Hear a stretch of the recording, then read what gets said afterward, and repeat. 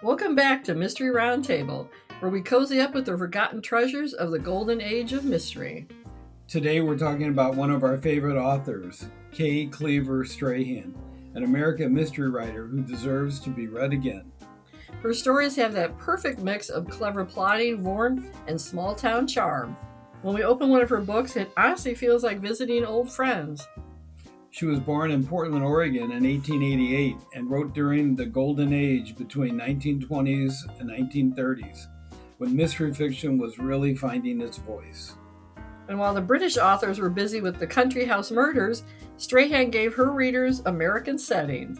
Dusty ranches, quiet coastal towns, and city apartments with secrets behind every curtain. And she was published with the famous Crime Club, right alongside Agatha Christie and Dorothy Sayers. So she was well known in her time, just a little overlooked now. The detective Lynn McDonald is one of my favorites. Sharp, kind, and quietly confident.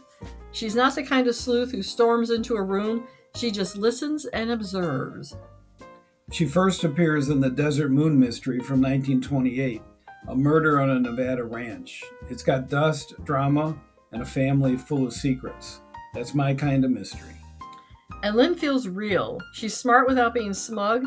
Every time I read her, I think, I'd like to have her as a neighbor. Strahan's most famous book is Footprints, published in 1929. It's a classic locked room puzzle.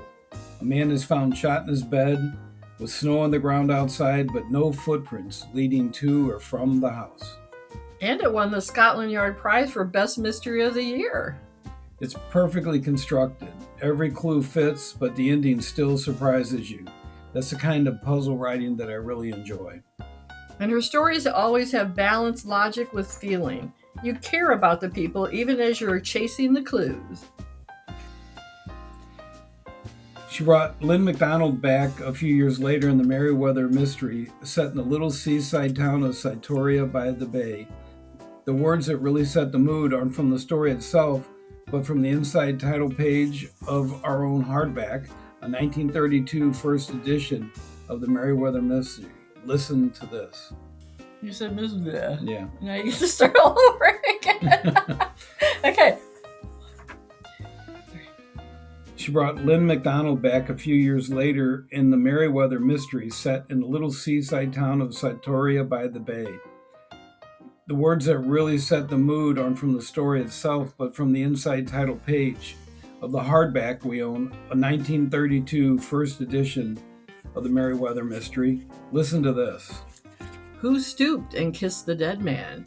Why was there a knife found in the yard if a pistol was thrown from the window? And why bother to smash a xylophone to bits? In quiet little Satoria by the Bay, killing was a novelty. But Lynn McDonald, crime investigator, found that even there, the pattern of murder was as terrifying, as complex as in the great city. That's Strahan in a nutshell. A small, peaceful place suddenly shaken by something dark, and a detective who goes through the noise to the truth. Her mysteries are beautifully built, logical, human, and deeply satisfying. If you love Golden Age puzzles, start with Footprints or the Desert Moon Mystery, and don't skip the Merriweather Mystery for that wonderful seaside atmosphere. Her books remind me why we love this era. Smart stories, believable people, and a touch of warmth behind every clue. And thanks for joining us at Mystery Roundtable. Until next time, Keep the lamp burning and the mystery alive.